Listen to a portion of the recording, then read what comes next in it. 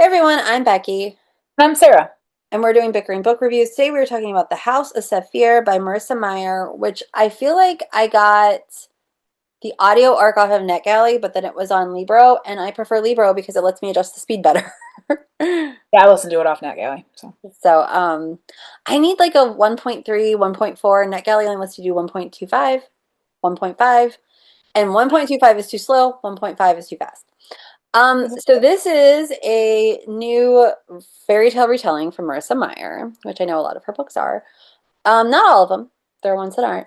And this is about Mallory, and I'm assuming it was supposed to be in France just because of like people's names, but I don't right. know. Well, wasn't there a note at the beginning where she was talking about the French fantasy creatures? Yes, yes, there was. So I mean, it's basically, fantasy, so it's not technically France anyway. It's in right. an entirely different world. But So Mallory is from a legacy of basically a bloodline of magical women. But it doesn't appear that she really has a lot of magical powers. And so she and her sister are living in this small town. And to make money, because she needs to make money, there is a giant, like, abandoned house that was owned by the Saphir family who owned huge vineyards, and they had a dark legacy because this book is based off of Bluebeard. So if you know that story, basically the patriarch of the family had been married 4 times and he'd killed all of his wives. And things happened, and the house is now abandoned. And Mallory's doing ghost tours, even though there's like she can see ghosts and there's a real ghost, but she fakes the ghost tours, which I thought was kind of funny. And one night during the ghost tour, this guy shows up and he's like, "Well, this is my house. I am the Baron, I think, and I need you to come because our estate with the vineyards um, has been overrun by evil spirits, and you have to help me clear this out."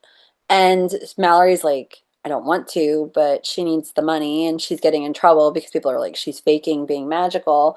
And so she goes to be a fraud to this estate to help get rid of the malicious spirits.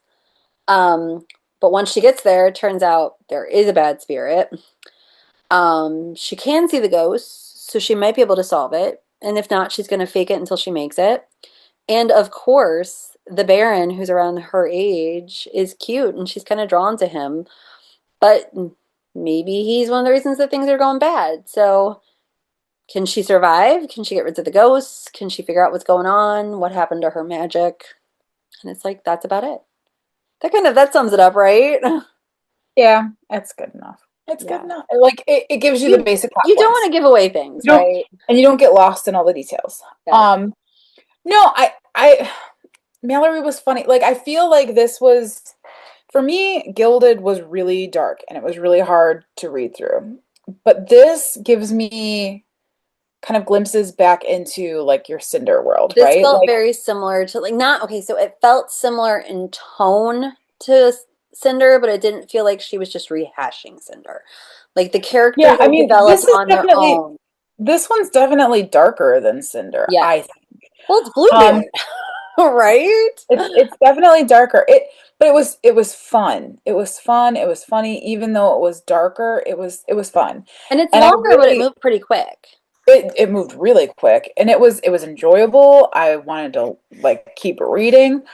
I really liked I liked the ghost story, ghost hunter kind of aspect of it. That was fun. And the mys mystical creatures. And then Marissa Meyer really can develop what are they called? Like a cast of characters, like a nice collection of characters. Like there are certain authors that can develop, one or two really great characters, but Marissa Meyer can develop a whole cast. Well, and she's good about that, and it's not like a situation, like, you know how, like, when you watch like something like Gilmore Girls and you're like, there's no way everybody in town is this quirky. Her characters are all like, they all stand out, but like they're believable standouts. Like, so Mhm. it's not like you're like, oh, like now there's another wacky neighbor. Like, even like, because she's seeing the ghosts of all the women that Bluebeard killed. And I mean, like, Like they were entertaining, and like there's another like troop of monster hunters, and they were like I kind of wonder if there's gonna be a book about them and the sister. I really kind of hope that there is. Yeah. So that's the thing. Like Um, it did leave me. I was willing to read another book, and I will say though, I felt like the resolution of this felt really kind of quick and rushed at the end because I was listening to it and I'm like, is this a like I like paused it and went, I'm like, is this a duology? Because there's only like a half minute like a half hour left. I was Um not a big fan of the ending. Like I was kind of like, oh, we did that. I'm willing to stick with it. Like this may just be like my personal thing, but like it's like, oh, See, really? and I'm okay with the epilogue. Like I liked the happy I ending wasn't a fan epilogue. of the epilogue. See, I was okay with the happy ending epilogue, but it was like the showdown with the evil spirit. I felt like that felt kind of rushed. That did feel a little rushed. Because that's No, when I was like, yeah, because I I mean, want to see what the sister gets up to.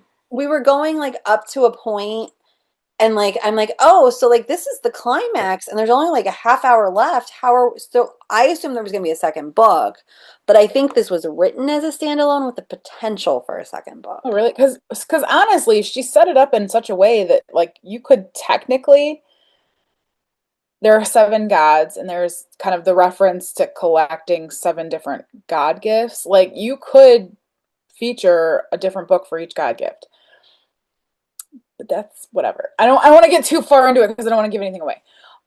But I did notice as I was listening to this, I was like, no, that shows that she knows how to build a world. Like her Yeah. world building, like I was like, that is craft. Like just her ability to build worlds, not everybody can do that, and certainly not as well as she can. No, it was very good. And I will say I worked a Marissa Meyer event a couple years ago at my library and she was just so like such a delight and she was so friendly and sometimes I feel like authors can kind of be standoffish but like her fans would come in and they would like literally have like a clothes basket and be like here are all the like lunar chronicles in English and here they are with the French cover and here they are with the and she like was like just talking about all the covers and like how different they are and signing everything and taking pictures and so I feel like she's not only was like she releasing a good book, but she also kind of seems like she's enjoying it. She's enjoying that people are enjoying her writing and that like it's really like a symbiotic relationship between the two, if that makes sense. Yeah. Because I've No, seen but some like I authors who said, are like, oh yeah, you've got a lot of stuff. Let's just sign yeah. one.